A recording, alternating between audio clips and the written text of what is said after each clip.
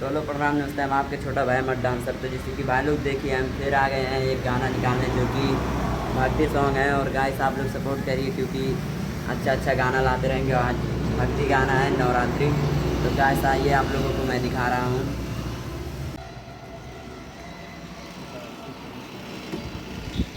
तो भाई लोग देख सकते हो।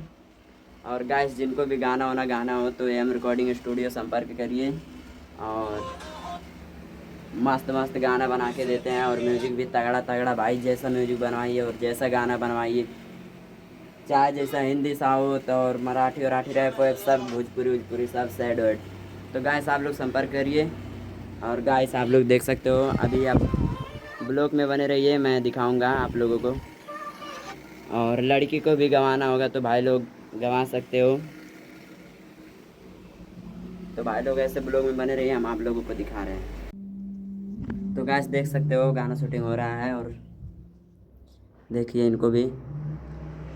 और गाइस जल्दी गाना आएगा, सपोर्ट करिए।